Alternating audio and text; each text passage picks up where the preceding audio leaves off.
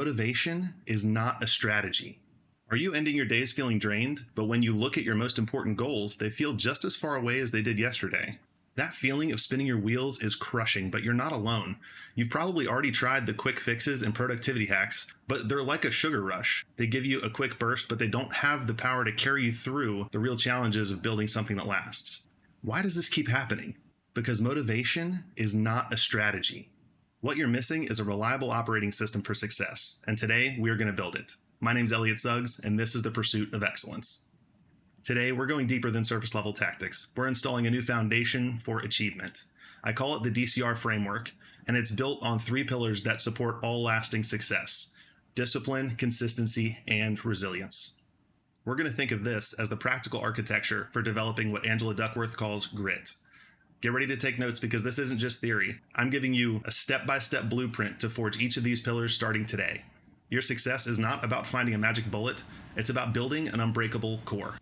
Pillar number 1, discipline. First, let's talk about the bedrock, discipline. Now, we aren't talking about punishment here, so break that connection in your mind. Discipline is the power to consciously align your daily actions with your long-term vision. And your relationship to discipline reveals a lot about your character. If you're like most people, then you typically make big commitments on high emotion.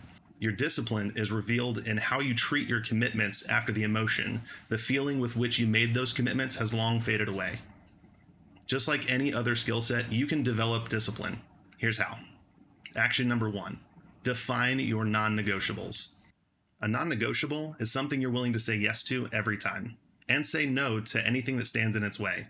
This is something that you're not willing to negotiate on. For me, my relationship with my wife is a non-negotiable. I will say yes to growing together with her, and if something opposes that, I know it's not aligned with my priorities.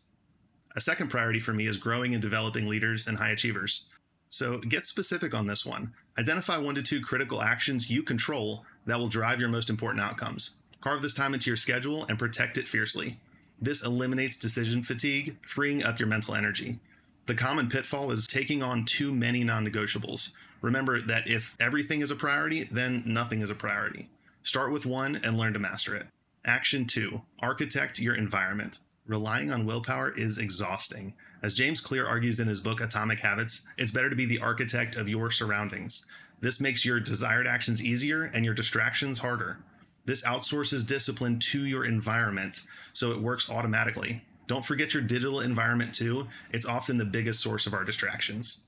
Action 3, practice productive discomfort. Growth and comfort rarely coexist. So each day, we're going to choose the slightly harder but more valuable option. Make 1 more call. Have 1 tough but necessary conversation, or tackle the task that you've been putting off the most. This builds your capacity to handle major challenges without flinching. This isn't about working an 18-hour day. It's about choosing strategic discomfort in the little things within your structured day. You probably already know what the right steps are to take. Pillar number 2 is consistency. If discipline is laying that first brick perfectly, then consistency is going to be laying that brick every single day. As James Clear says, you don't rise to the level of your goals, you fall to the level of your systems. Consistency is the force that creates unstoppable momentum. Amateurs work when they feel inspired, professionals work according to a system. Action 1, systematize your key activities. Document the steps for your crucial reoccurring tasks.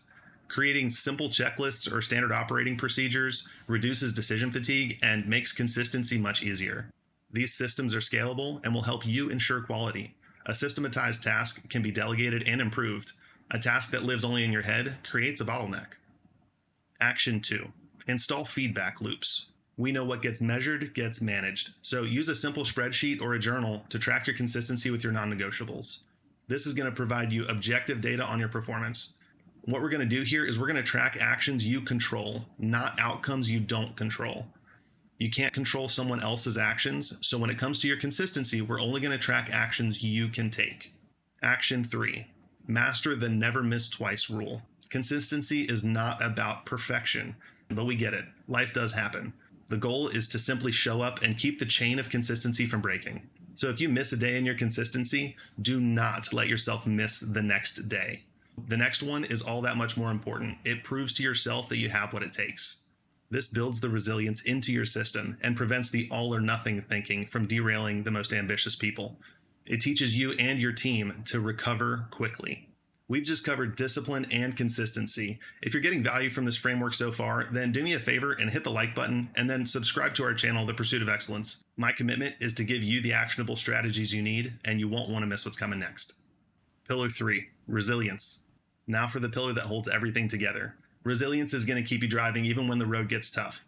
It's a cornerstone of what Angela Duckworth defines as grit, the ability to persevere when you face adversity. Here's how we are going to forge it. Action 1. Reframe setbacks as data, not defeat. When a project fails, a resilient leader doesn't think, I'm a failure. They acknowledge and accept, this approach didn't work. Then they ask, what can I learn from this data? This is something that's tough to learn, and it does take practice. But what this will do is it will depersonalize failure and it will make objective learning possible. So what you can do is run after-action reviews to extract the lessons, but not to assign the blame. The goal here is to learn and move on quickly. If you have trouble with this, the next action step is definitely for you. Action 2, cultivate a growth mindset. This comes directly from the foundational research of Dr. Carol Dweck in her book Mindset. A fixed mindset says, I'm not good at this. A growth mindset says, I'm not good at this yet.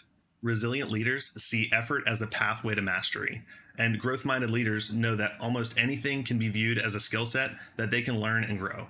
Having a growth mindset fosters innovation and psychological safety within your team.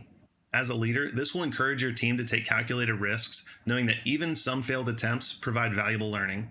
When I was in the Army, I was a company commander of 128 soldiers. One thing I made sure every officer in my company knew was that I expected them to make a decision and do something. We obviously want to make the right decisions, and if they made the wrong decision, we can take the results and adjust what we need to in order to come to the right outcome. But if they didn't make a decision and do something, it's almost as if that platoon of soldiers didn't have a leader at all. They would be completely useless in their role as platoon leaders. Because I learned to have a growth mindset, the platoon leaders reporting to me had the confidence that I knew that failure was not final. Action 3, build your support system and prioritize recovery. Resilience is not about being the rugged lone wolf. So here we can cultivate your personal board of directors. This is a group that will be your trusted mentors and peers. This group will be crucial for providing feedback and guidance when things get tough. Equally important is your own self-care, sleep, nutrition, and exercise. Leadership can be lonely. A strong support system provides crucial perspective, and we are going to end up scheduling recovery time. This is not an indulgence. This is going to end up being a high-leverage strategic activity. Discipline, consistency, and resilience aren't separate skills. They're a self-reinforcing system. Discipline sets the goals and defines the actions. Consistency turns the actions into habits and builds momentum. Resilience protects your discipline and consistency when you get hit with a trial. So what I'm going to have you do is stop chasing the next hack. Install this DCR framework as your personal operating system, and you'll build the success you're after. Now, I want to hear from you. Which of these 3 pillars, discipline, consistency, or resilience, is your biggest challenge right now? Let me know in the comments below and share one small step you're doing this week to strengthen it. And if this framework gives you some clarity, please like this video and subscribe to our channel. Thank you for watching. I'm Eliot Suggs, and I hope to see you in the pursuit of excellence.